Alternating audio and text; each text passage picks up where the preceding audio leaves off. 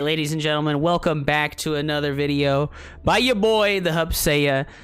Today I'm going to go over the newest patch for Age of Empires 4. They just released some sticky little notes for us. They've got some nice little snippets. They've told us some things about what they want to happen and why they're doing these changes. So let's not mess around too much. Let's just get straight into it. Starting today, you can update Age of Empires 4 with our new patch. Cool. You'll no longer be able to utilize replays from previous updates. That's totally fine. Okay. Developer, additional tuning done to balance Springalds based on player feedback that the unit was too effective. Yep. We've refocused the Springald unit to be strong versus exclusively siege units and not a generalist that is effective against most units. Price increase, 50 gold and 50 wood extra. I don't know how much I like the cost increase, coupled with also making the unit significantly worse versus almost everything in the game except siege. Cutting the damage in half, huge nerf. Movement speed nerf. These are all nerfs. So this is a big nerf to the Springald. And I think that we're probably going to be seeing mangonels and nest of bees ruling the day, right? We're gonna see the siege units that weren't so good at dealing with long-range threats come back into favor, because nobody's gonna just be spamming Springalds from the moment that they get Castle Age anymore. Fixes for various exploits that saw deleted buildings return too many additional resources. Okay, bug fixes, we like it. Deleting a building from the court architect tech no longer returns additional resources. Bug fixes, yes. Deleting or having roofs, hunting cabin buildings destroyed will no longer, so they could destroy their hunting cabins and get extra gold income. There's a lot of bugs. I'm glad that they're making patches that fix these bugs. This nerf to the Springald is the only change that they're making to the actual balance of the game.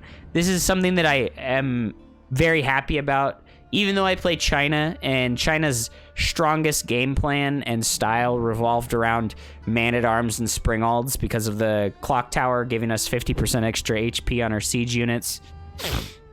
I think this is really nice because it's going to move the focus away from that. It's going to allow more varied and complicated compositions and units, and maybe we'll see change to the horse archer for the Rus eventually, because apparently that unit is bugged right now and has a 30% faster attack speed than it should. Abbasid technologies can no longer be researched at multiple buildings. Sweet Jesus, hallelujah. They got rid of the infinite spear range glitch. Fixed to an exploit for Chinese traders and neutral allied markets. Minor stability fixes for crashes encountered on specific DirectX versions. Very nice. I was getting a lot of crashes, which was becoming very frustrating to deal with. It's good to know that they know that that stuff is happening and that they're working on fixes on it right now. Known issues. Currently, UI narration is available in English only. When updating from previous versions of the game using a non-English language, you may find narrator UI enabled due to previous settings. Okay, this is like a single-player thing. Mongol civilization players can produce additional gold by storing a relic within a prayer tent and then repeatedly packing and unpacking the building. Ah, fixed. All right, cool. Prelates do not always auto-inspire units when moving between groups. This has been fixed. Oh, nice. They did a fix to the Holy Roman Empire. This is very nice. It was very frustrating that the prelate sometimes just decides to stop doing stuff. So the more that they make that more reliable, the better the Holy Romans are. Because I really like the Holy Romans a lot, but it feels like they definitely needed some help. Lodya attack ships currently receive more health than they should. Lodya attack ships currently receive additional health if built after researching the armored hull upgrade. Wow, okay. Weird. These aren't things that they fixed. You can find these are known issues. So these aren't getting fixed yet, but they're aware of it. Cognate Palace landmark unable to pack up. Currently, the Mongol civilization cannot pack or unpack their palace. It's unfortunate that random bugs like this happen. Also, they did a fix for the Mongol in the last patch where when you were maxed out on supply, you cannot pack and unpack your buildings anymore because they count as supply when they go into travel mode, which makes absolutely no sense.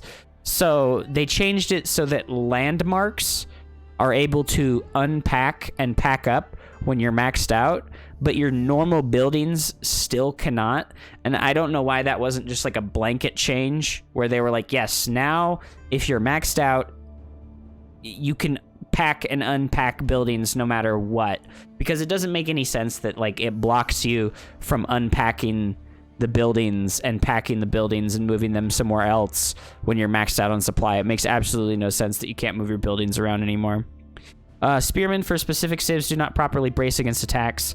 This time, spearmen for the Delhi and the Holy Roman Empire do not brace against attacks using their spear wall ability when standing ground. That sucks, man. That really sucks. But they say that it's only when they're using standing ground. So maybe it works still when they're doing other stuff, because I know they made the spearman's brace ability automatic for basically every stance. Even when you have your spearmen just like auto attacking, they will do the brace command and stop horsemen in their tracks. So that was it.